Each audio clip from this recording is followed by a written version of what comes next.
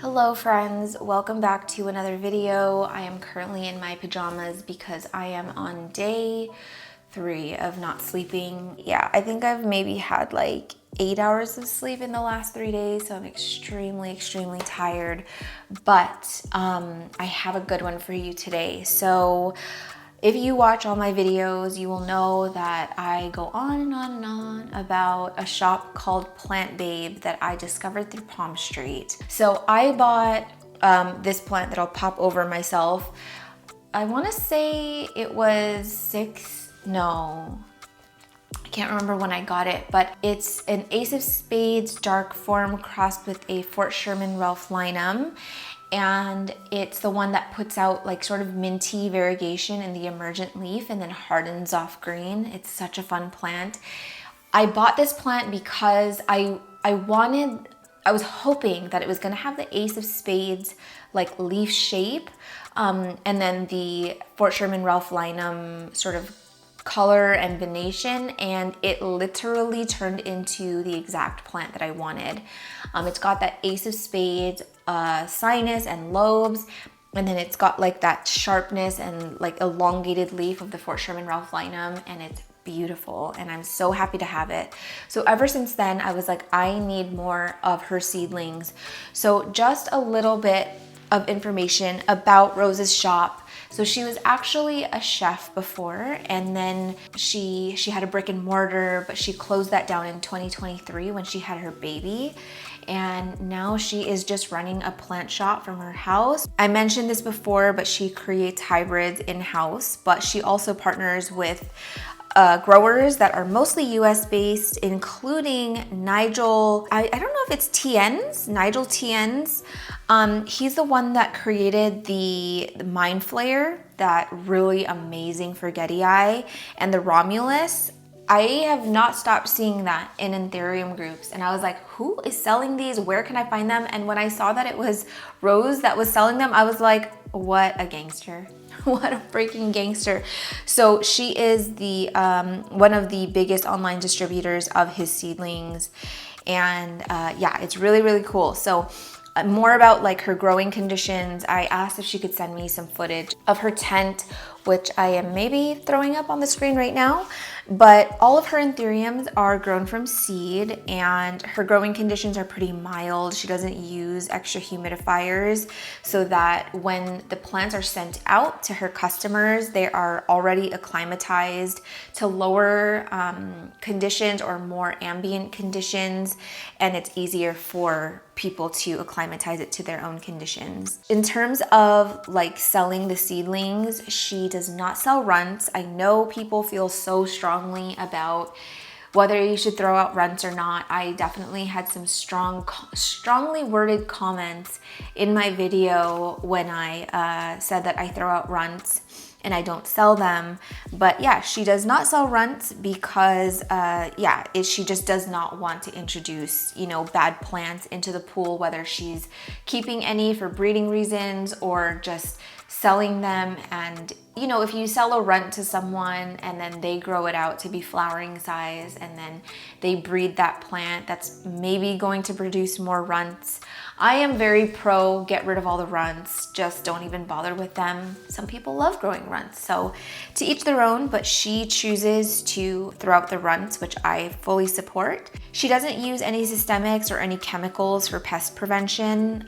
She just wants to keep it as simple as possible, so she's just using like a mixture of water, alcohol, and Dawn dish soap when she does need to treat for pests, if that, you know, she ever sees any. But yeah, pretty simple. I definitely did not have any pests on my plant when I got it, and I've actually looked at my plant from her with my zoom lens because I wanted to see the variegation closer. So yeah, anyway, I freaking manifested this. I manifested it. I don't know if I'll be able to pull up the clip, but before I went on vacation, I was repotting my plant from her, and I was like, I need more of her plants. I was like, I need to budget for this. I want to come home with a bunch. And then the next week, she just, like a little fairy, she popped up in my DMs, and we made this collaboration happen. So I'm excited to say I have got a Plant Babe care package. I don't know exactly what's in here. I did, you know, go into her shop and tell her some of the ones I was interested in. I was like, send as little or as many as you'd like. Please just do whatever you're comfortable with. And she sent quite a few. I think there's like 7 in here, 4, 5, there's 6. 2 bigger ones, which I was expecting all little packages like this, but there's like one like this. So I'm like, what, who are you? She also sent me a card for the arrival of Archie, which was so sweet. So thank you so much, Rose. It's so cool that, you know, she throws in little bits and pieces of her personal life on her story, whether it's her cooking or life with her baby and her dog. And it's so cute. Like the first time I ever saw Rose on a live, her baby was literally strapped to her sleeping, and she was just like running around, like grabbing plants, selling plants. And I was like, I like this girl. She is my flavor of woman. So yeah, it's really cool that we can sort of share in that. We're both essentially small businesses or, you know, working from home moms. And yeah, she sent a lot of stickers. Millie saw these stickers and she was like, I want them. But I feel like I need some of these.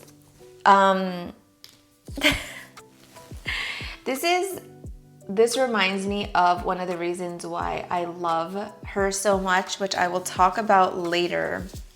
But anyway, yeah, she sent a little sticker pack. One of the reasons I really love Rose as a shop is because she doesn't take any shit from anyone. And I feel connected to her in that way because I feel like I have sort of the same mindset when it comes to how I choose to run my, I guess, my brand or whatever you want to call this.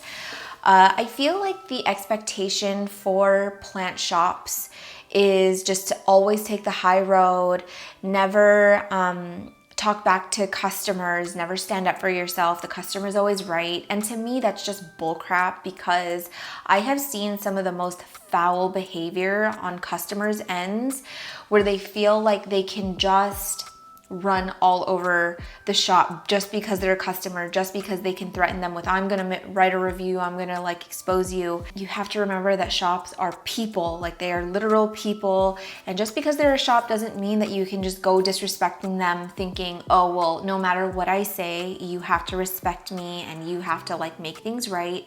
I personally don't believe that.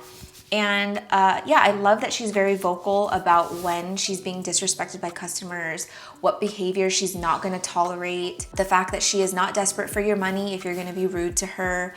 And I love that because I'm the same way. I feel like with creators, we have the expectation of just never responding to mean comments, just kind of letting them go by like we don't see them, acting like everything is fine. And I am not okay with that. I'm not scared to call out people when I feel like they're being nasty. Another reason why I'm really vocal about it is because I feel like people have said everything under the sun to me. I've been called a drug addict. I've been called a bad mom. I've been called a bad wife. And so I feel like with all of those words being said to me, there's really not much else you can say to me that's gonna truly hurt my feelings. And so when I reply back to these nasty people online, I would just hope that it deters them from going on other people's YouTube channels, Instagrams, whatever, and leaving those same kinds of comments because I know not everybody has as thick of skin as I do, and that's just like the truth. And so she's the same way, and yeah, I just feel like we're totally cut from the same cloth. So I wanted to make that a point to say like why I love her shop so much. She's just no bullshit, you know. She knows that she deserves respect. Oh my gosh, I'm looking at the care cards and now I've spoiled some of the ones she sent me. But anyway, yeah, Rose, you're a freaking bad biatch. I'm just gonna get to opening these because I do have to get back out to Archie. I can hear him kind of hollering and my sister is on duty. So I think I'm gonna just start from smallest to biggest and we will see what these look like. Oh, speaking of or not, I wasn't talking about it, but looking at the packaging, she does ship with insulation year round, regardless of weather. And yeah, everything is packed really, really well. So she's got like this layer of insulated foam. There is polyfill inside of the foam to kind of keep everything in. And then she also packs it with polyfill at the base and then completely seals it. So what do we have here? It's a magforgetii red crossed with a dorayaki silver blush. The reader, oh my gosh, I can't talk. The breeder is Nigel, aka Boy Gardening. I'm so excited. I just love growing these plants from babies. I love that I bought this really expensive camera and it just won't focus. Oh, look at the little tiny abs. It's so cute. I'm not gonna unpack it just yet. I'm gonna just kind of leave it. It does feel like it's got a bit of moisture in it, so I think it's fine for a little bit. The leaves are in great shape, nice and perky. I have to pump so bad, you guys. I literally have not pumped since yesterday at like 8 p.m. It's been like 12 hours. I do not recommend that at all, but it's been wild. Like I could have gotten up in the middle of the night to pump, but I was like, I'm gonna choose the lesser of two evils and I'm gonna just go to sleep, or else I'm never gonna get any sleep. What do we have here? Oh my gosh. Look at how delicious this one looks already, and it's just a baby. Who are you? It's the Anthurium NSE Tazula Red Crystal, and TN Nigel is the original breeder of this plant. Oh, okay, this one is gonna be so good. Oh, it's so rare that at this juvenile of a stage that so many of its features will come out, like silvery venation, the nice red burgundy sinus. Oh, it's so cute and it's in pristine shape. So excited. I was really, really hoping she was gonna send that one. I wanted it really bad. And to be clear, you guys, before she approached me for a collab, I was fully prepared to drop some dollars. I really wanted the Mind Flayer. I know it's not a clone, but I wanted it. Just like Christmas. I just love opening plant mail. It's so much fun.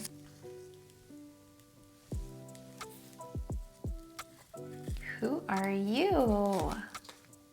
This guy? This is an Anthurium Brielle red crystal crossed with an NSE carlablackiae. What? I love the Brielle, you guys. So Brielle red crystal, I wonder, okay, I'm gonna see if I can throw something up here. The Brielle, when I thought about plants that I wanted to cross with my Brielle, the red crystal was like top of that list because I wanted to see if it could keep the Brielle venation but have the redness of the red crystal. And to have it crossed with a Carla, what? That is incredible. Oh my word, okay. Oh, she spoiled me. I was like, she's probably gonna send like 2 or 3 plants. I would have been happy with even just one. Trust me, you guys, I like, as a plant content creator, whatever, it never gets any less like mind-blowing to me when people send me things, because I'm like, what did I do to deserve this? I feel like there's a lot of like influencer creators out there who get sent something and they're just like, oh, thanks, like that's great, because they're so used to it. For me, I'm just like, oh my gosh, like hyperventilating every time. Seeds. Oh, these are Zara Michelle carlablackiae seeds. Oh my gosh, or maybe it's just probably one seed. Oh, it's not a seed, it's a seedling. Oh my gosh, look at the baby. Holy smokes. No way. What a delicious, delicious cross. I think this is her. Is this your cross, Rose? Which one do I open now? Which one's bigger?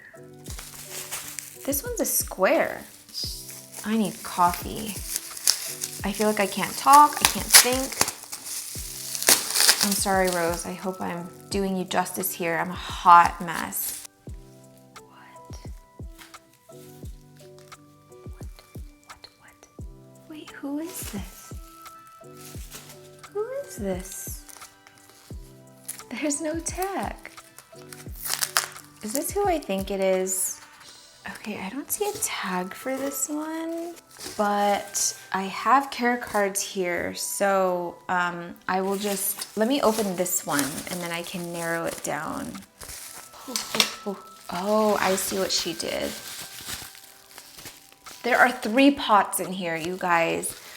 Rose, what on earth? No, no, no, I don't deserve this. I don't, I really don't. Oh, I have wanted one of these. So this is a clarinervium crossed with a pterodactyl, and it's a self. I have wanted one of these plants for so long. I just think it's so cool. Like, now that I know how to take care of a clarinervium, I've wanted it even more. So this is so, so exciting. Oh my gosh. Oh my gosh. This is a anthurium black widow Michelle crossed with a Brielle red crystal. Just stop it right now. Oh gosh. And then I don't know if this one's a seedling or a seed, but this one is a Tzula Ace of Spades dark form crossed with a baybe bolate form. Oh gosh, please. Euthanize me. It's already bolate. I'm gonna throw up. Oh, I just yanked the whole plant out. Oh no. Okay, go back in there, little guy. This is just too much. This is just too much. I don't deserve this. I am floored. 1, 2, 3, 4, 5, 6, 7, 8.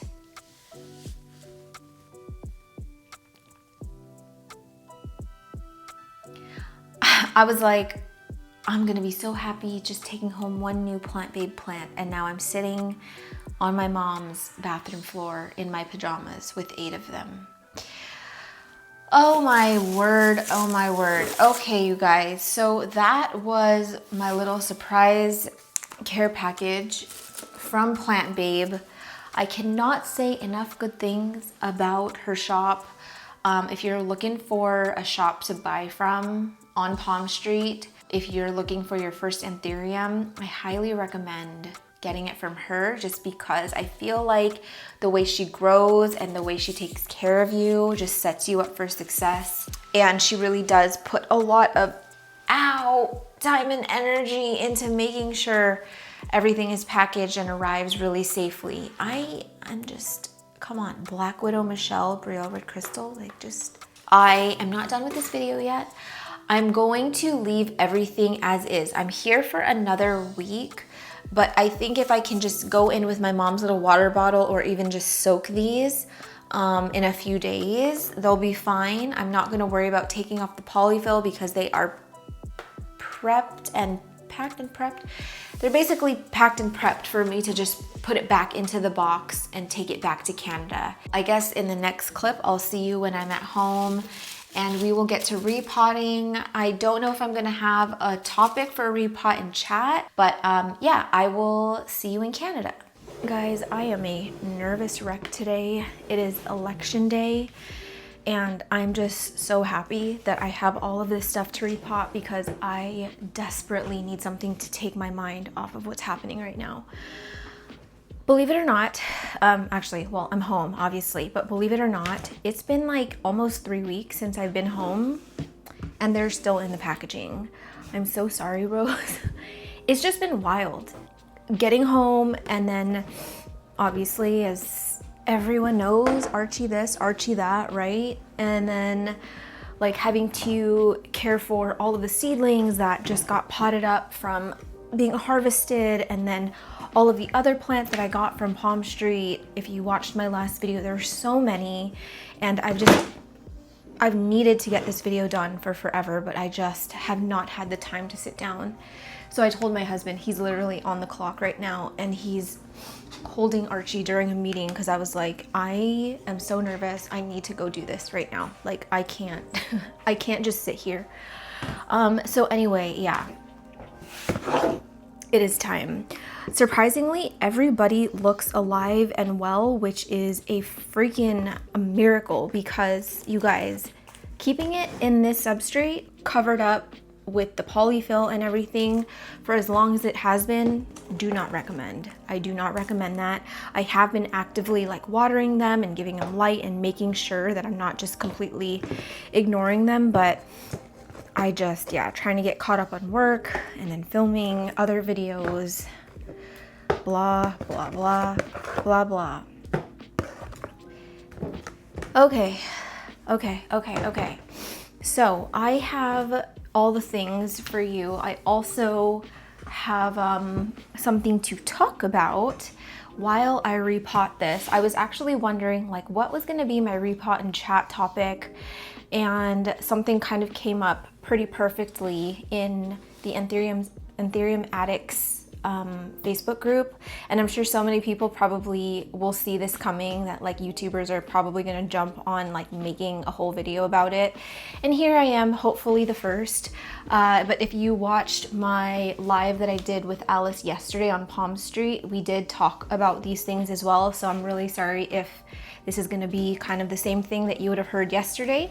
But yeah, I am going to talk about kind of unpopular anthurium opinions. And we're gonna go through some of the ones that I picked out today while I get these out of here. And is there something else? I do have, okay, I have soil, I need all the pots. I am not prepared. I literally just jumped into this and was like, I need to film and I need to do it right now. Before we start, let me kind of give you the rundown of what is going on. So I'm gonna be doing most of these in soil, but I have been wanting to try out the Variegated Plant Shop Micro Leca just cause it's dripping. That's what she said. It looks so,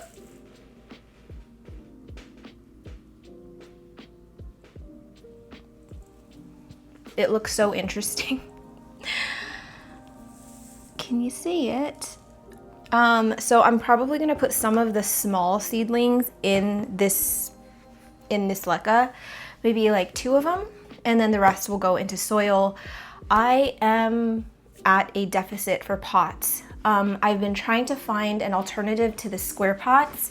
I'm not loving the square pots as much as I used to, mostly because they're hard to find cover pots for. And I want to go back to the circular pots, but I want to find ones that have very large drainage holes. Let me show you the ones that I picked up on Amazon not too long ago. So these are I think these are 9-inch pots. They kind of look smaller. These are 9-inch pots, and I like that they have just very large, simple drainage holes. I hate how some pots are just trying to do too damn much with the whole thing, and they're making it so complicated and just all these slits and whatever. Like, I just need some drainage holes, and I need it to be big enough so that when I pull the roots out, they don't get chopped off. Same with these. This is a pot that I got from Jing. She said that I can try it out. I think this is a 6-inch pot.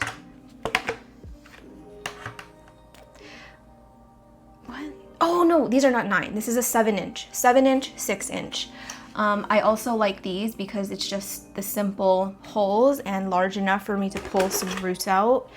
So I am looking for 4 to basically all sizes of these kinds of pots that aren't going to break the bank. I didn't, maybe I didn't realize, but maybe I forgot how expensive how expensive pots are. I don't know, I just kind of like, I just forgot, because it just seems kind of crazy to pay, like I paid $38 for, was it 10 of these or something? And I don't know, I just feel like it's too expensive. Okay, it just feels too expensive. So I haven't gotten it. So I'm gonna be putting some in these plastic pots. I'm gonna be doing maybe some in these plastic pots. And then I'm gonna do maybe the 2 big ones in these. So they're all just very temporary. I just need to repot them basically. And hopefully by the time I need to do my next repot, I will have some pots. Can you tell I'm flustered? Okay, let's do the small ones first. Okay. The first one that I'm gonna be repotting is this Anthurium Zara Michelle crossed with the carlablackiaes. Yeah, my hope for this little guy is that obviously it's just as silvery as mom and dad. It would be nice to have a little bit of the pink from the Zara Michelle, but because that's a recessive trait, there's a chance that it may not appear. I would be happy if it was even just in the emergent leaf and then it hardens off to silver. Venation on the Zara Michelle in comparison to the carlablackiaes, not insanely different. Texture wise, it kind of looks, yeah, the Carla doesn't look like it's very bolete or it has like that, you know, like rhino skin texture, whereas the Zara Michelle kind of has more of that bumpiness that I really, really love in a crystal. So I don't know, we will see. But since I am talking about this, I wanted to bring up one of the unpopular opinions. We'll start there. That's not where I was planning to start, but I'm gonna jump over to it just because it's relevant. By the way, I am reading these comments as they were typed in the thread verbatim. Obviously, I'm not going to be posting screenshots of who posted it and whatever, but okay. This one was charging anything over $40 for a small seedling of a plant with recessive traits like the Black Widow Michelle, Enid's Bent, Stripy Mag, Red Crystal, shouldn't be normal. So charging anything over $40 for a small seedling of a plant with recessive traits shouldn't be normal, shouldn't be the normal. That is our first, that's where we're gonna start. This one is in moss. It is still a little damp. We've got a nice little root. And I'm gonna put it in, I think maybe I'll try the pon for this one. I think. I kind of wish I had smaller cups because this is kind of big. I didn't really want to be doing any glass pots, but I have so many of them right now. I actually was telling the girls yesterday, and when I say the girls, that's Jing and Alice. Why is this in my way? That's Jing and Alice. I was saying like I need to purge my supplies. Like I have way too many small glass vases or glass vessels that I'm not ever gonna use because so many of my plants are like so much bigger now. And I just have so many of them. So I need to get rid of those. I have these 2 big crawling pots that I got from Target like very recently that I just kind of came to a realization that if I have a plant, a crawling plant that is so big that it needs a pot that large, I'm just gonna cut it because I have nowhere to put a massive plant like that. So I'm gonna get rid of those. What else do I have? My old potting mat, some scoops, some pots. I just bought this like pH adjuster to, you know, obviously adjust your pH. And this was during a time where I was like, oh, I'm gonna figure out what's wrong with my anthurium. I'm gonna be the best plant parent and I'm gonna give them the best. And then I got home and was like, no. I would much rather spend my time, 1, showering myself or eating or, I don't know, sleeping than freaking adjusting my pH. Like who gives a rat's ass? Not me. Anyway, talking about, yeah, the seedling. So, okay, I get it. I get where this person is coming from because like, let's say even like a red crystal self. Actually, you know what? I have a great example. Oh, I forgot I spilled here. I know. All right, so I'm gonna keep talking. So, you know, you think about the red crystal and you think of something like this. I'm gonna throw in like a premium red crystal from, I don't know, like, well, like NSE or something, or Tazula, I don't know. I'm gonna throw in a really, really nice red crystal. And when you think of red crystal, like this is kind of, in my opinion, what most people are after. The really, really, I want to say round leaf, very bubbly, bolete texture. That is a large camel toe. And then, you know, the bright veins, bright white veins with the really, really, really, really reddish pinkish emergent leaf still has that nice pink in the venation when it's fully hardened off. The hardened off leaf is like that bluish, greenish color. And at least for me, that is what I love in a red crystal. So now that I have like a good plethora of red crystals, I'm gonna show you some of them that I have. And these are, I think this was a clone, so this is not the greatest example, but I just kind of want to show you what I think is a beautiful red crystal. Now, I don't grow my anthurium that amazing, so obviously there's going to be a lot of like leaf damage and stuff, but this is, to me, I like it, okay? Like when I think of a red crystal, this is what I want it to look like. Like got that really nice sheen, nice texture, nice hardened off leaf color. You can still see a lot of that pink in the venation, even though it's an old leaf and fully hardened off. You know, the new leaf has a lot of that pink and red. So this is the red crystal that I got from my friend Amanda. Now, this isn't a pure red crystal, but this is a red crystal or forget-eye red crystal. And like I mentioned before, the pink in the venation of the red crystal is a recessive gene, meaning it's not always going to show in the seedlings. But this one, it got that trait, which is amazing. Like you can definitely see, like when I look at this, I just think red crystal. I don't even really see how the forget-eye was involved in any way. But I just feel like this is a really, really, really great plant, great specimen that came out from that seed batch. And yeah, like this is what I want. I want to see the pink. I want to see that red. I want to see this kind of leaf with the silver and the really contrasted like dark leaf. If I'm paying a red crystal price, this is what I want it to look like.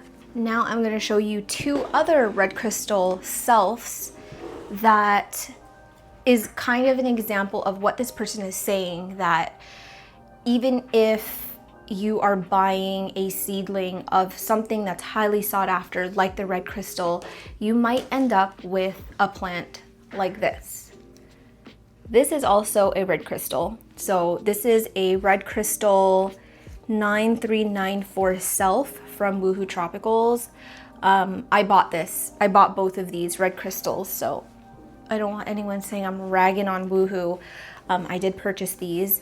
So I'm gonna just say it, I was disappointed with this one. This to me looks more like a crystal hybrid. It's still cool. I have kept it because I just wanna see what it's gonna look like once it gets a little bigger. But as it stands, it's like, this is not what I want in a red crystal. If I buy a red crystal self, this is not what I want to see. Another red crystal that I got, this one's a little bit better than that one. This is the red crystal Woo 4 self. And hopefully I can find a picture of Woo 4 here. But I was just really underwhelmed by this plant. It kind of has it has a really dusty sort of looking sheen and color to it. Almost like it's dull or like dirty, like it needs to be washed or something.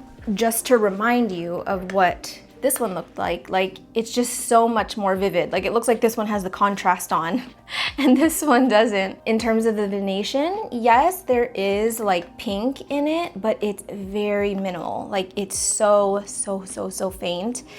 And it just doesn't wow me. It's just, I don't know. It's just a crystal. In my opinion, this is like a good example of why some people feel like you should not be paying. Where did I get this one? So yeah, that's what this person means in like you should not be paying premium prices for seedlings just because it comes from parents that are highly sought after or have really, really nice genes, because you don't really know what they're gonna look like. I guess this is so cute. Oh my gosh. But I guess this is really subjective. So he put a $40 price tag on it, like saying like, oh, you shouldn't pay more than $40 for it. I think that's a little low, just because it's like, what if you, like if someone was offering a blood moon self, yes, that red is also recessive, but I probably would pay more than $40 for a self seedling. So I think it just depends on the person. It depends on how much you like the parent plants, how much of a gamble you're willing to take, how much you want it. You know, that's kind of the trade-off, buying a seedling versus buying a clone. There's a huge gap between the prices that you're gonna pay. But I have a few seedlings grown from seed when they were just like this small. Like I had no idea what it was gonna turn into. One of them being, I always use this plant as an example. And it's like, yeah, I did like the parent plants. Oh, got a soggy root down here. I did like the parent plants. So this is a Fort Sherman Ralph Linum crossed with a Dressleri Carla. So I think that's a good example. You have two plants that are, I would say, highly sought after in the community, that are considered like high ticket items, right? But it's like, you don't know what the seeds are gonna look like. You don't know how nice or how ugly it's gonna be. But I was pleasantly surprised with this one. So it was really dark in the beginning, like no venation at all. And I was like, okay, well, it's obviously getting more of like the dress genes, because I look at this leaf and I think more dress than anything. But then the newest leaf is looking very Fort Sherman Ralph Linum with like that orange venation, you know? And and like how narrow it is, and I am just so, like, let's just say I'm so happy with this plant. I am super happy with it. I got it as a gift, but meaning there are some seedlings that I think justify having a higher price tag. Now I see some people that are just like Looney Tunes charging like $150 for a seed, an ungerminated seed at that. And to me, that is just wild. I would never pay it, but I'm not gonna stop someone from selling it at that price. It's just, you know, if you don't wanna support that seller, just don't buy from them. That's like the easiest way that you can protest, honestly. I can't stop thinking about this election. I'm all nerves right now. I'm really hoping this video isn't too long because I got somewhere to be after this. Oh. It's so funny because me and Vince were like on a 5-year plan to buy our first place. And I'm like, yeah, we gotta like actively save, and like I canceled my DoorDash subscription or membership or whatever. I'm really trying, like I'm really gonna try. And then we're like, should we get a 90-inch TV? We're not getting a 90. It's unbelievably expensive, and anything larger than like an 80 would look ridiculous in our space. So we're gonna go up to a 77. It's not as big as I wanted, but whoa, it's still bigger than our current one, which is a 75. Now I'm kind of choked because the only reason that we're even considering getting a new TV right now is because our current TV is sort of taking a caca, and it sucks because we only got that like a year and a half ago. I don't even think that TV is 2 years old yet, but it was like $2,500. It's a 75-inch Roku TV. I had no experience with Roku before. I hadn't heard about it. My husband did all the research. He said it was highly rated. I freaking hate Roku. Anyway, the technology of that TV is a QLED. And yeah, we've got pixels that are starting to burn in the middle, which is just like, seriously, we have TVs that are like 8 years old that are working like perfectly, but this 2-year-old one just being a pain. So we're like, you know what, like let's just keep it, because the damage isn't so bad that it would warrant like completely getting rid of it. But we're like, let's move that to our bedroom, and then we'll get a larger one, a larger OLED TV, which is better technology than QLED. We'll get that for the living room. Anyway, you don't care. You don't care about any of this. I don't even know why I'm talking. Okay, I'm gonna start from the top. This one says, turd nodes or raggedy butt cuts shouldn't be sold until they pop a leaf. I like the way this person wrote it. You could sense the passion there.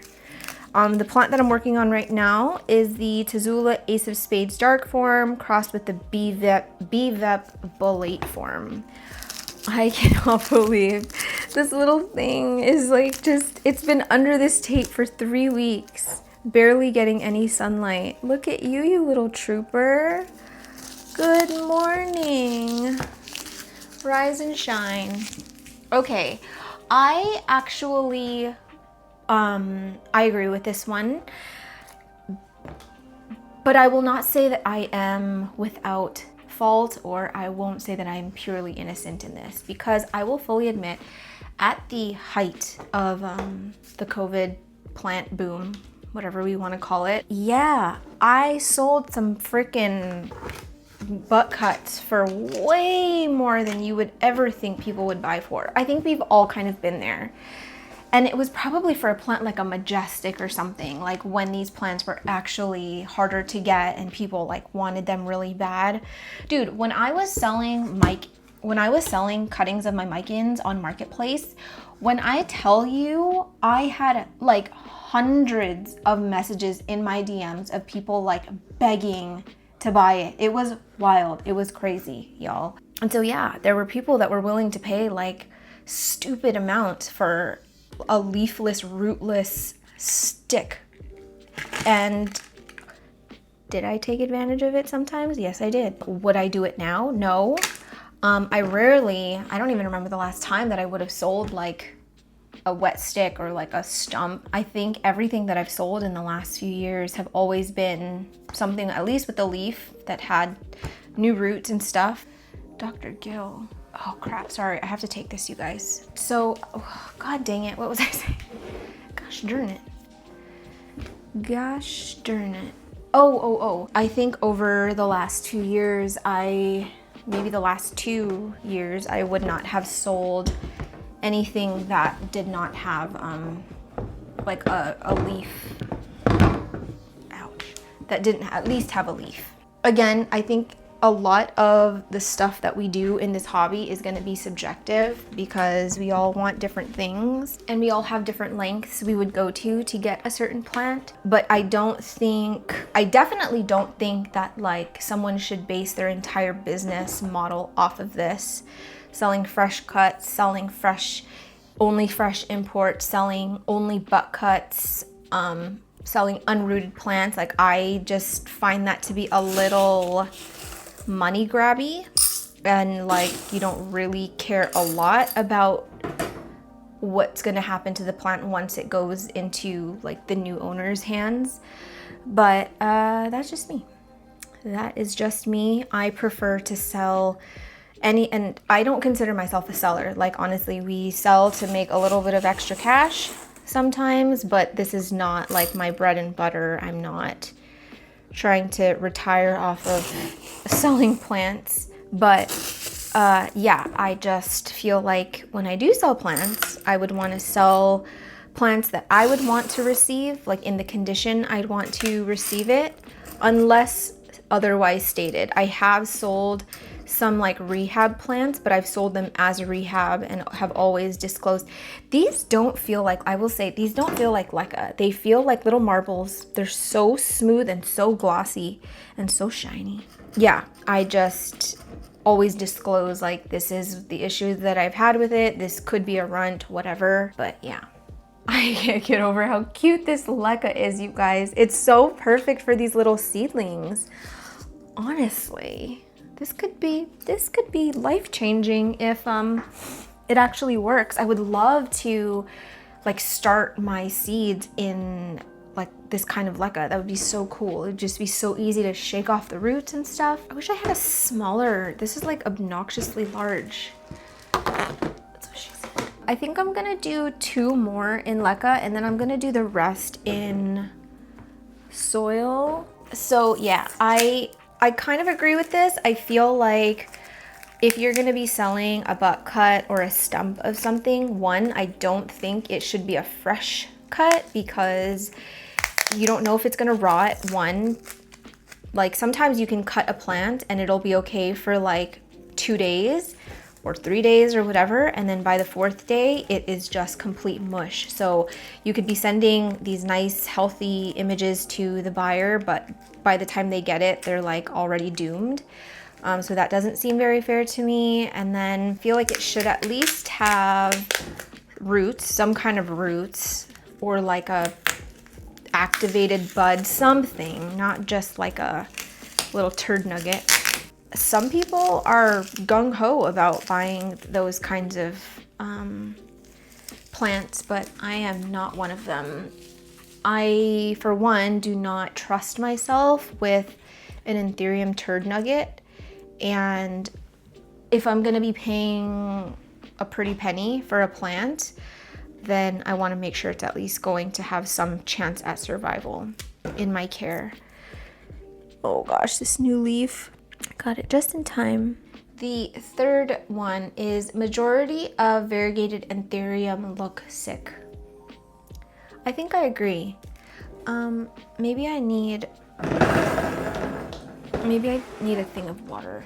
I will say I'm not a fan of blister variegation. I feel like it does look sick. I'm not really a fan of even like the mint speckly type of variegation. I feel like that looks kind of sick. The only variegation I really like on an anthurium is if it is like somewhat sectoral, like actual big patches of like yellow or white or something. Otherwise, it kind of, maybe this is just me, but it gives me a little bit of like spider mite vibes. I'm like, yeah, I can do that too. But yeah, it's not really for me. And I've said this before, what am I doing? I've said this before, but you're never gonna catch me paying the prices of what variegated anthurium go for. Even for a sectoral one, it's just bananas. I think one good thing about getting into imported anthurium during the time that I did, which was during the like COVID boom, like it was before that, but I didn't really start getting into like hardcore collecting until that time. Because the only place that I knew to import from was Equigenera, and then my sister had a supplier that she worked with that was bringing plants in from, I think it was Indonesia. And yeah, I guess my options were limited. I didn't really know how much would be accessible to me, or I didn't have a lot that was accessible to me. So it really wasn't until 2020 that I started getting into the imported anthurium a lot more, or imported plants a lot more. And so when everyone else kind of like hopped on that wagon and plants were at an all-time high, and I don't think it's ever going to be like that again. I think that it's only going to be like that one time, and I don't think it's going to happen again. You just see how much prices come down in a crazy amount of time. You see a plant like which is freaking crazy, the Anthurium Michelle, going for hundreds and hundreds and hundreds of dollars, and then suddenly Doc Block is releasing them in masses to a big box store. I don't feel that need or urge to spend that kind of money on a plant anymore, so I just never will. I can't, especially now. Obviously, now that Archie's here, I have to be way more conscious with how I'm spending my money and about saving and things like that. Yeah, I would agree. I think a lot of the variegated anthurium that you see, they look sick, and I'm just not really.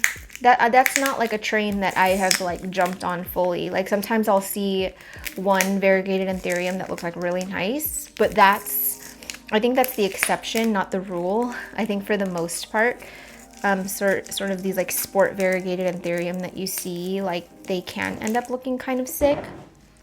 I actually have one, and it's from Plant Babe, but I'm actually glad that you can't really see the variegation once it's hardened off.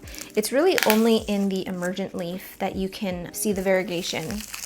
And then once it is fully hardened, yeah, it just looks like a normal anthurium leaf. Last plant that I am doing in this leca is the Clarinervium pterodactyl self. I hope this one is not as difficult for me as the Clarinervium once was, although I feel like I've kind of I'm not gonna say mastered, come on, let's not be crazy, but kind of gotten the swing of caring for Clarinervium. I've kept mine alive for like a pretty decent amount of time now. It's been probably three years. Has that much time gone by, for real? 3 years? Yeah, I find it to be pretty easy now. Not really much to it besides giving it a little bit of water and some light, you know? Sorry, I'm trying to like... Sometimes I do these repot and chats and I realize that you can't see anything I'm doing. And it's like kind of pointless because I get so into what I'm talking about. And also I can't really focus on two things at once. It's very, very difficult for me. I also have to really actively try to not say like between every word. It's a sickness. I grew up in California too, and that's just our culture. We say like a lot over there. Okay. Repotting these little guys are so easy. I wish repotting was this easy all the time. Honestly, I don't know why I'm trying to force this thing because it's helpful for big plants, but for these little seedlings, I really don't need to be doing that much. So I'm gonna pop this back up so you can see. I think Vince just put Archie down in his bedroom, so I'm gonna try and be a little bit more quiet. Okay, so the rest is gonna go, so much for being quiet. The rest is gonna go into soil. So we're gonna move on. No grower's choice over $100. If you don't know what grower's choice means, it means that, let's say that they have seedlings, right, of a plant. You don't get to choose exactly which seedling you want. You basically just get whatever the seller is gonna send you. Do I agree with this? I don't know. I don't know. I mean, I've never paid over, I don't think I've paid over $100 for a seedling before. Have I? Have I paid over 100? I don't know. I don't remember. But in thinking about the times where I've imported, I definitely was not willing to pay any of the prices that they asked unless I could choose specifically the one that I wanted. So this one is an NSC red crystal crossed with a Tazula red crystal, which two great red crystals, but again, you never know what you're gonna get. I am just so thankful that none of these have root rot. Oh no, no. I jinxed it.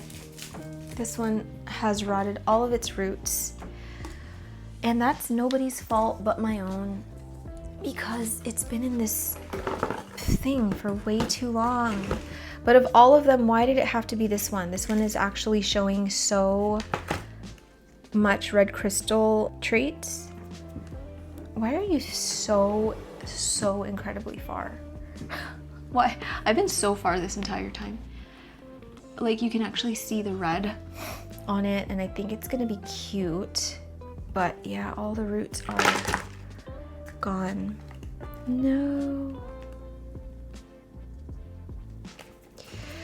Okay, so I think I'm actually gonna do this one in leca.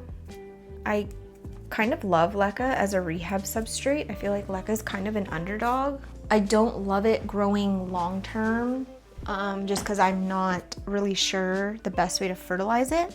A lot of people have said that they just use the same fertilizer routine that they do with their plant and soil, but I have done that before, and I don't know, I feel like my plants never grew as nice or as robustly as my other plants did, like my other plants in pond. Oh, that was another unpopular opinion. Someone was saying that pond was poo-poo caca, and that's a hard disagree for me. I love pond. I love it. Okay, I do like this micro leca, but these little tiny guys are kind of hard to keep tame. Oh yeah, so no grower's choice over $100. I feel like I'd have to agree. I feel like if you're gonna be charging over $100 for a little seedling, especially if your yield was so large, I feel like you should allow your customers to at least choose the one that they want. Or, you know, if you really want that to be the standard grower's choice, you should at least give the option to people who want to pick the one that they want. Because some people, I've seen some people who literally don't care. They're like, just give me one. I was kind of the same way with the, which one was it? AOS Dark Form crossed with a CB Eastern Panama Woo 1. The seedlings were so small when they were selling it that I was like, I don't really care which one you send me because they all look the same. And I got 2 that ended up looking amazing, so I'm happy with it. But yeah, it just like, to me, for seedlings, especially if they're like this small, you know, like you can't see what the traits are, to me it just makes no difference to me.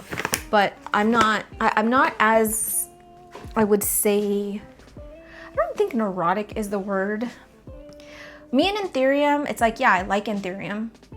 Sure, I like it as much as the next plant, but I'm not like, who was the grower and where was it from and what's the lineage? I'm like, do I like the way it looks? Yes.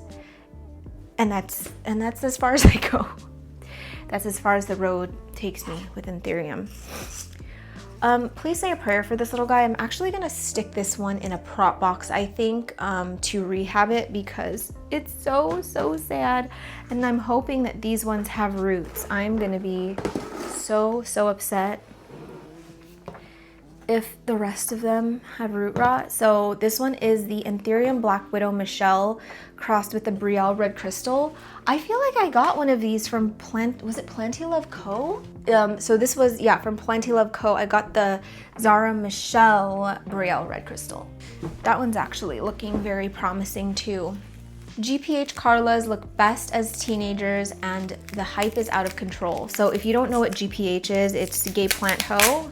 His name is Juan, and he has these really nice carlablackiaes. Some people I've read, like, you know, they look nice when they're small and like that nice venation that everybody loves in a GPH Carla, like, you know, it looks nice when it's a teenager or a younger plant, but once it gets a little bit bigger, you can kind of see some secondary venation come through, which is not, I think, what people, it's the reason people buy GPH is because they don't want the secondary venation, but then when it gets to like flowering size, it starts showing some of that venation. Like any plant, really, if you like it, you like it. You never really know what it's gonna look like unless you're buying from, unless you're buying a clone of a very mature specimen. But if you're buying a clone of a plant that's small and that's the photo you see, I mean, you're seeing that it's at the maturity level that it is. You can't really blame anyone. I don't think that there's any scamming going on or like anyone's trying to swindle you. You know, you just have to be an informed buyer. But I will say on this topic, and keep in mind, Juan has no idea who I am. He does not know I exist. He does not follow me on socials. None of that. I've never once had an interaction with him. But I think the hate that Juan gets is kind of crazy. I see people who openly talk crap about him in forums just because he doesn't reply to messages. And as someone who has, I guess, a somewhat large social media following and does not check my DMs often, I would feel really weird if people came for my character because I didn't reply to their DM. I think unless you have a following where your DMs are getting blown up, you don't actually know how overwhelming it is, and you don't know how messy it gets fast. that is also Instagram's fault, because I don't think that story replies, and I think they're trying to fix it, but it's still really glitchy.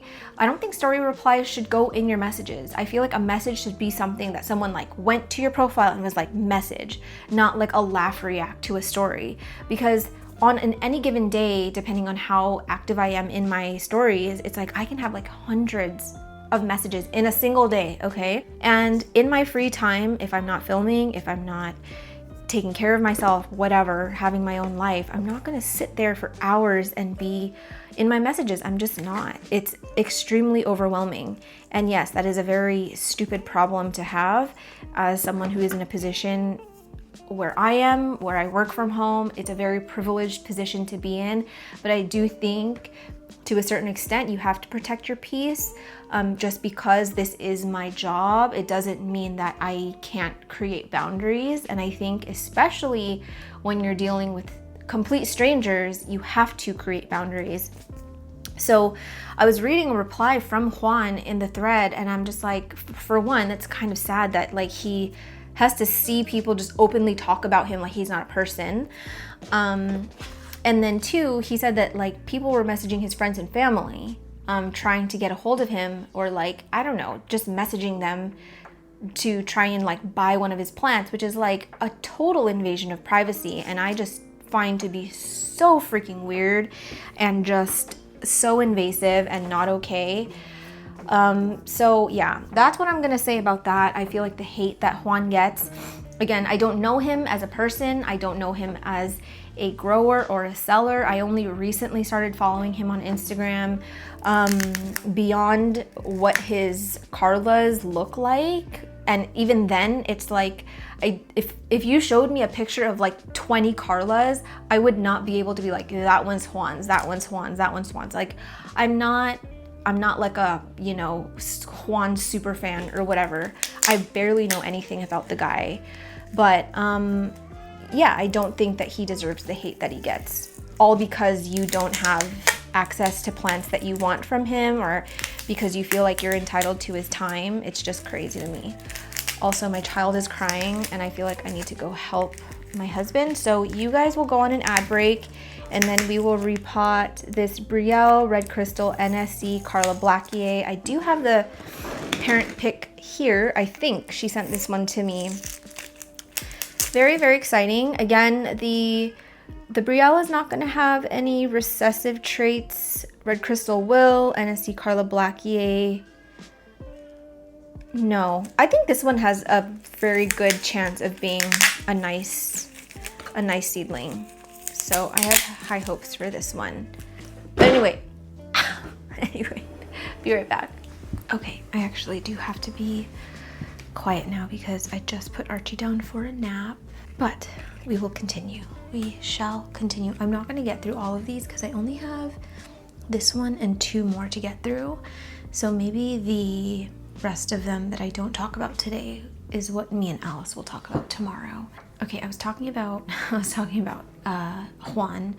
I want to end that by saying everything that I just said about him and my opinion on the whole situation with people kind of hating on gay plant hoe. This is all based on what I know of him from an outside perspective. Again, I don't know him as a person. I've only heard good things about him from people that have had interactions with him. But I don't know him. So I don't have any agenda here. That is just my take on it as an outsider and as someone who does not own a Juan Carla. Okay, the next one is seeds/seedlings should always come in sets since genetics and viability can't be known until more mature offer. Oh, that was gonna be my contribution. So I actually do agree with this. Now that I am starting to like make my own hybrids, you know, now that I'm breeding anthurium a lot more now, I am wanting to offer them in bulk rather than selling individual seedlings, just because, especially when you sell them when they're really young, like when it just has like those first few leaves and they're not quite looking like this yet, where you can't see at least some of the traits of what it's gonna look like. I think in order to, if you do care about the people who are buying from you and you care about your customers, especially if you have a business, I just think it would be good practice to offer them in bulk. I think you can offer individual seedlings at an individual price, but I think that like a bulk discount price should be offered as well. Just because, you know, I have seedlings that have turned out to be just kind of crud, and my anthurium forgetii, anthurium crystal mag dark forgetii is an example of that. So I hybridized my crystal mag with a dark forgetii. I got a bunch of seedlings. I kept a bunch of holdbacks, and there was one that I kept that it was showing a what's the term for a sinus that's not fully fused? Oh, frick. I always forget this word. Anyway, it was like partially fused sinus, but the actual sinus itself was like this sort of prolapsed looking hemorrhoid of a sinus, and I just thought it was kind of cool. And up until flowering size, it was showing that red sinus, and then all of a sudden it just went away, just disappeared, and now it just looks like a regular crystal mag forgetii. So yeah, you don't really know what a plant is going to look like, but at least if you are selling, and especially if you have such a massive yield like my Brielle forgetiis, I think I got probably like 200 seedlings from it. I was offering 4 of them for $25 because I'm not going to try and make a crazy amount of money when it was such a massive yield, you know? So I think in order to give the people a better chance at getting a plant that resonates with them a little bit more, I do think you should offer a bulk discount. And especially, I feel like if you offer that to your, why did I put in there? I feel like if you offer that to your customers, they're more likely to come back and shop with you because it just shows that you care. And it shows that you understand that all of your seedlings are gonna look different. Some are gonna be more desirable than others. And it just gives everybody like more of a fair shot. Again, nobody is entitled to jack crap. Let me just preface that. And I wholeheartedly believe that, especially in the plant hobby. I just find it so insanely, sometimes comical, how deep a lot of the frustrations that people have in the community go. Like, for example, during the houseplant boom back in COVID, you know, some rare houseplants started popping up at Home Depots and stuff. And people were acting like it was the end of the world, that people were buying them in bulk and they weren't able to get it. And some of these arguments were getting so heated, and it really was like the world was ending. And I'm like, man, if you think about it, like they're just plants. Like they are just plants. You will survive. It's gonna be okay. I understand it's really like frustrating and annoying if someone is gonna buy up a whole pallet, especially if they're just gonna flip it, right? But again, I think it's always kind of like taking a step back and just like remembering like it's just plants. It's not that deep. It's just plants. Okay, so there's that one. Now I just have these 2 bigger ones that I need to repot. So one of them is the Mind Flare, and one of them is a Super Silver, Dorayaki Super Silver Self. I will say they both kind of look exactly the same. Like I couldn't tell who's who, but this one's the Mind Flare. But let me show you what the Mind Flare looks like. Obviously it doesn't look anything like that, but it's a self, and that's kind of just what happens when you produce seed from a plant that is selfed. Seed variability, it's exactly what she's talking about. So yeah, sorry, my brain is all over the light. My brain is all over the place. So yeah, I'm gonna pot these 2 in those 2 bigger pots. I've been doing drainage holes with all of my anthurium, but because I don't have any plants or because I don't have any pots right now, I'm gonna have to go no drainage. So I'm gonna do this one first, the Dorayaki Super Silver Self. I actually bought this one as a last minute add-on before I left California. I had some credits on Palm Street to spend, and the Super Silver looked really, really nice. It was like super, super, super silvery. I don't know if this is gonna be as silvery, but you know, it's the gamble you take. This is the kind of gamble I'm willing to spend money on. The actual lottery, not so much. I always say that I'm like waiting to win the lottery, yet I've never once bought a lottery ticket. I did once win $100 on a scratcher. And I also won $100 at the casino playing slots, which was crazy. It was exhilarating. Also, I am thinking about getting rid of my office space on this side here, because now that I have a laptop, I've kind of just been working from the dining table. I've been working from my bed. So I don't really use this space anymore. And I need more space for plants, so I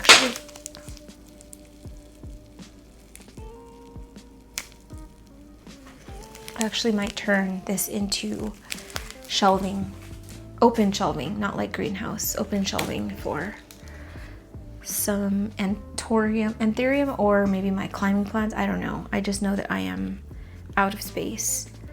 Okay, this poor leaf emerged under the polyfill. I'm surprised it's even doing okay. Honestly, I could probably leave it in this pot, but I'm gonna get it out just because I kind of want to see the root growth. I don't love growing in these black pots or just opaque pots in general. I like to see what's going on with the root system. Okay, blurple lights are not better than white lights and are fugly.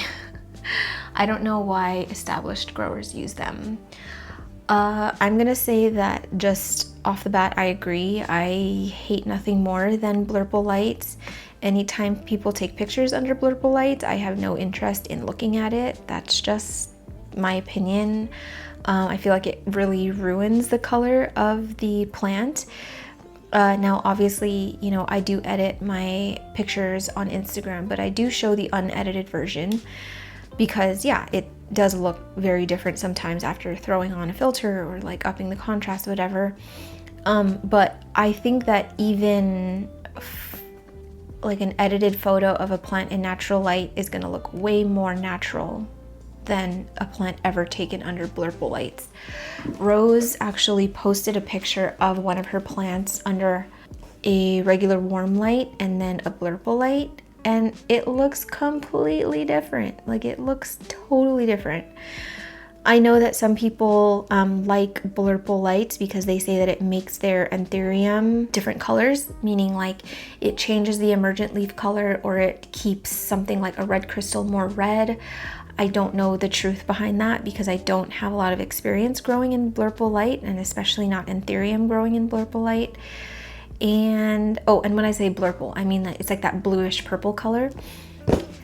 So yeah, I don't know. I don't know the truth behind that. I don't know if that's purely anecdotal. I don't know if there's any science behind growing under blurple light. I know that people who get things to flower use blurple lights, like it's good for flowers or something. But in terms of aeroid growing, I don't know if there is more of a benefit than the white lights or yellow, like warm yellow lights.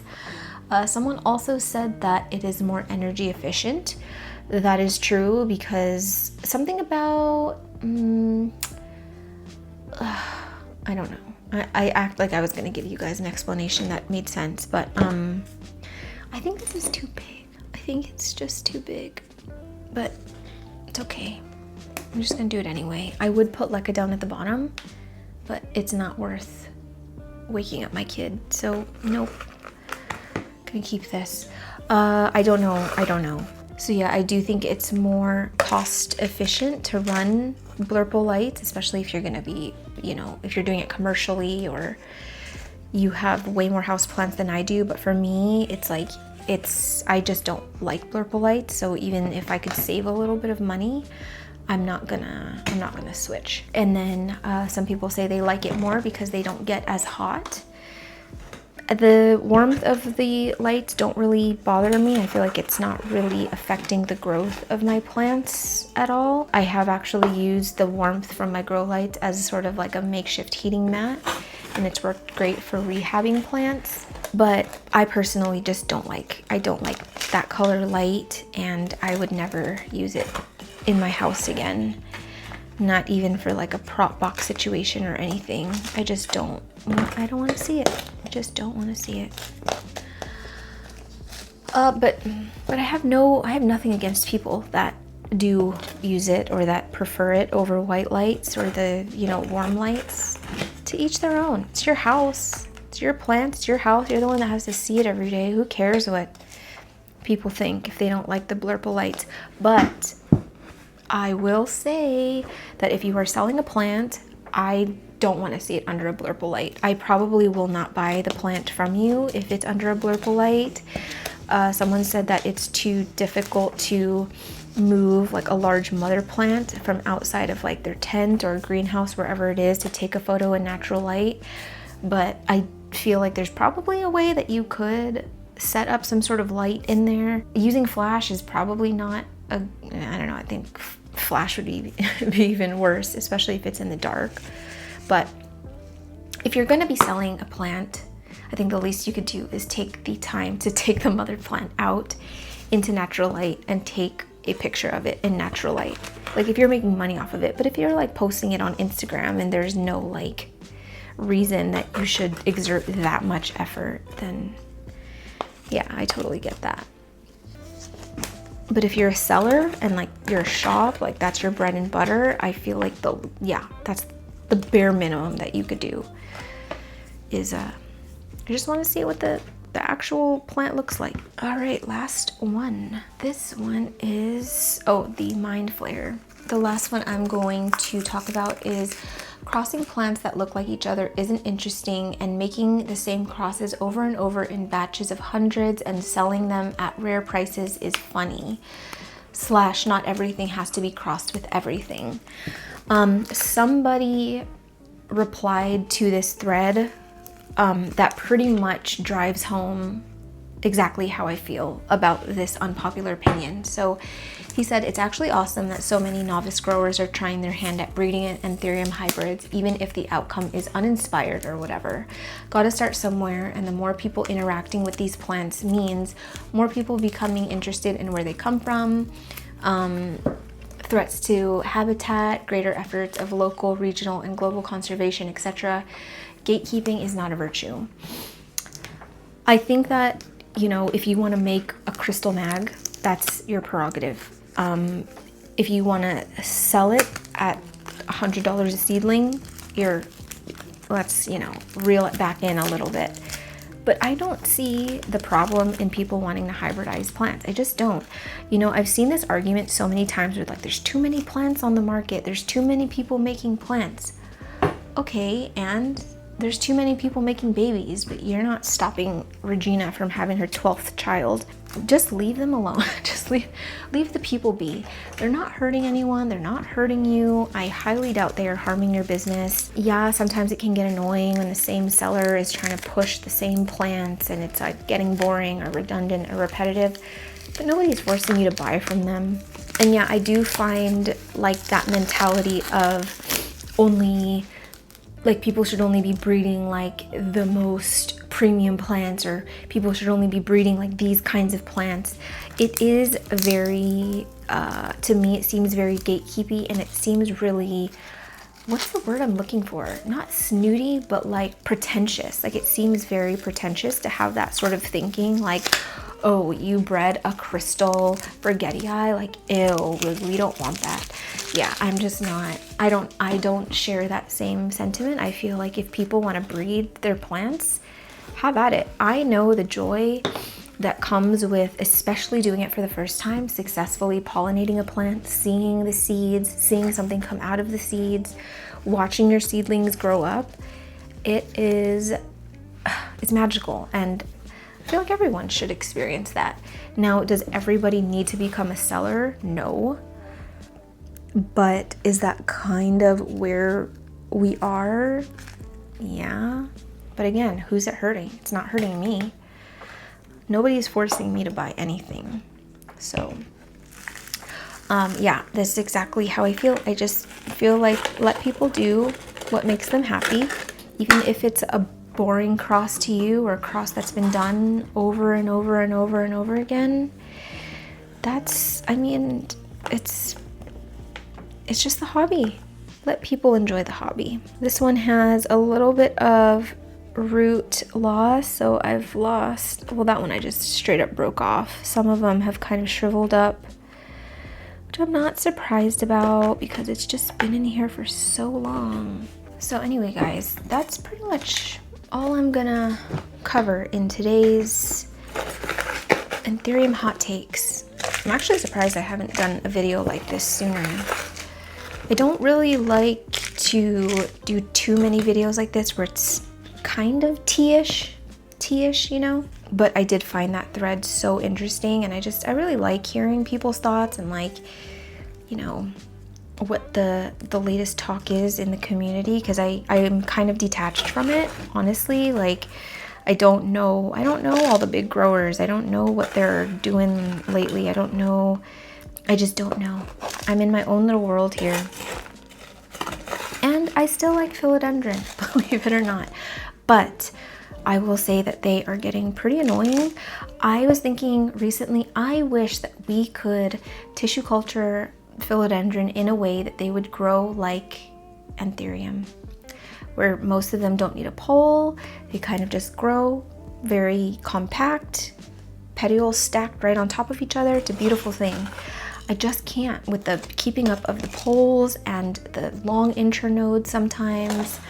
Like my anthurium up here and some of my monstera, I just chopped them because they were like touching the ceiling, they were falling off the pole, they weren't even touching the pole, and it was just getting really annoying. And I was like, I'm not gonna extend the pole if it's like not even doing anything for it. So I just started over. I chopped my SP Columbia tight veins or SP Silver tight veins. I chopped my Splendid. I'm about to chop my Esqueleto. About to chop my Soderini. I'm just like overwhelmed.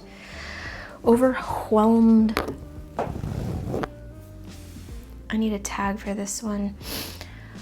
Okay, before I forget, I am going to inoculate this, so let me just clean up a little bit here. Okay, so I have a little bit over half of a gallon in here, and the dilution amount for the Orca Premium Mycorrhizae is 1/2 milliliter per gallon. So really I should do like a quarter in here, but I'm gonna just do a half. I don't really feel like trying to get the teeny tiniest little, it's just crazy. So I'm gonna do just half.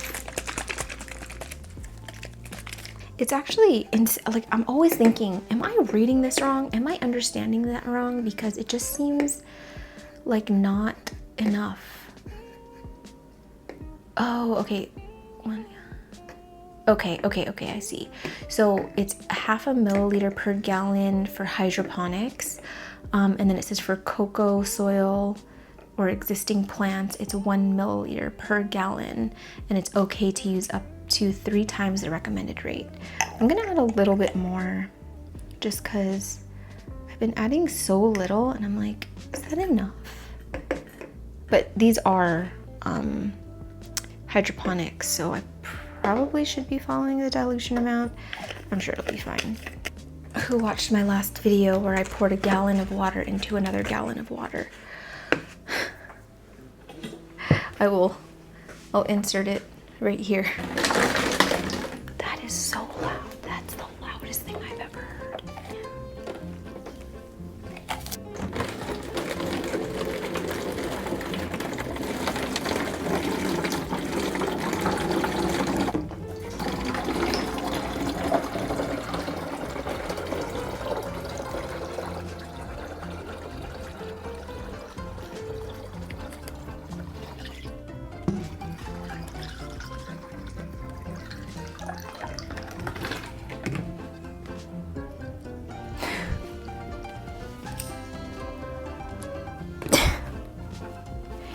This is one of those moments where I'm like, why were you born this way?